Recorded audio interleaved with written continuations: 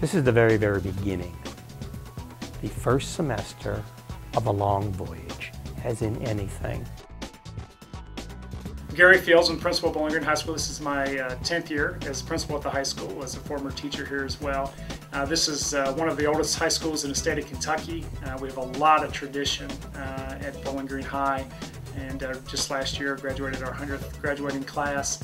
And we're the Purples, and we call that's a spirit, a lot of purple pride. Projects like the $100 solution will feed right into that. We want to make a difference for our community. This community is so important to current students, the graduates of this institution, the parents of students of this institution, and so we have so much tradition, and we call it a tradition of excellence. The $100 solution is really a philosophy of education. The $100 solution is essentially a program designed where you take a budget of $100 and you implement a program in a community using the tools of service learning to create a better community. And for us here, we decided that community was going to be Bowling Green High School. So we came into the school and we learned the tools of service learning. Topics like reciprocity, capacity building, sustainability, but we also talk about just the soft skills that go into managing service learning projects. So things like teamwork and leadership and even followership. We really help students develop those skills that they need to go out into the community and make a difference. And these are skills that are applicable in all aspects of life. So students work in groups, solving real problems, using small amounts of money, giving back to society. The biggest thing that we have all learned is that it really is all about the learning. You can't have a successful $100 solution project without you as a group figuring out, okay, we need to figure out a way that we are going to be able to learn something with whatever project that we do, and that the community is going to, A, get whatever aid that we are able to provide them, but are able to learn from what we are able to teach them, so that it's a back and forth mutual exchange kind of thing. So you have to kind of have that learning foundation set up first before you can actually plan what it is you're going to do.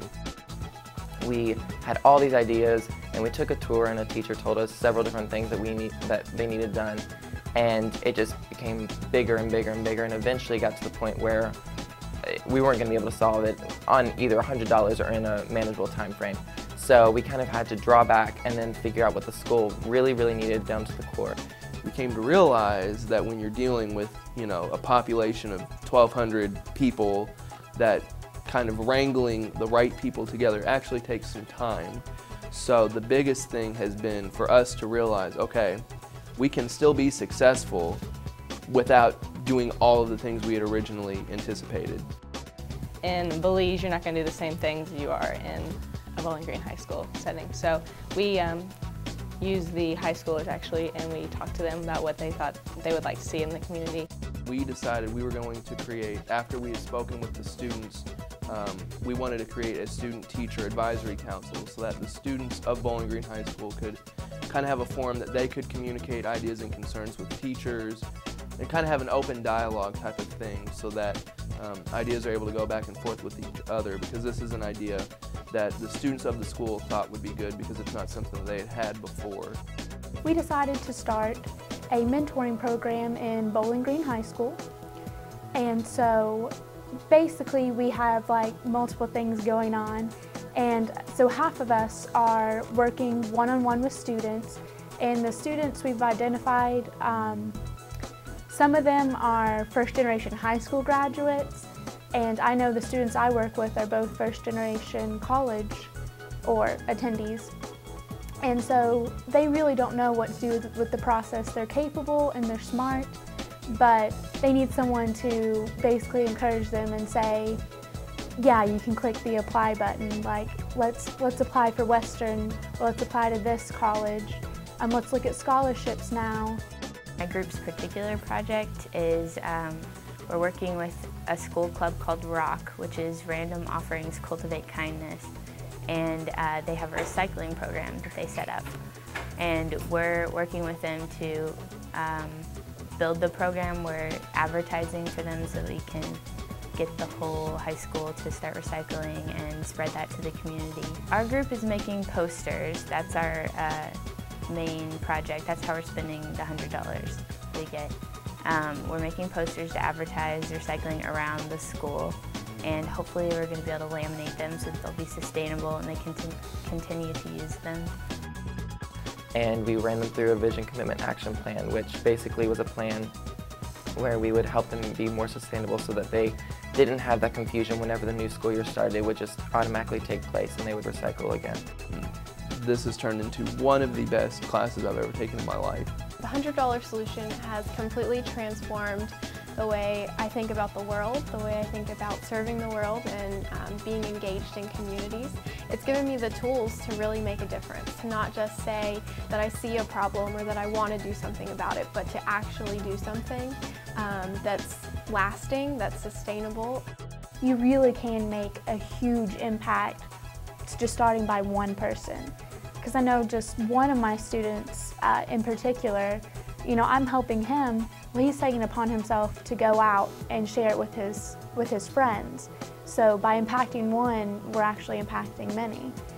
Now that we're going to be able to first do it with a group of university students here, and it will have a direct impact on our school, and then do it with a group of high school kids in our school, I think is just going to allow this to just take off and expand in a way that we probably didn't think was possible, but I think now that, once again, we have the framework. Once we learn how to do it here, we will begin to move it out through various high schools around the country. You know, the $100 solution is in 13 different countries around the world. There are at least 13 universities where it is being done.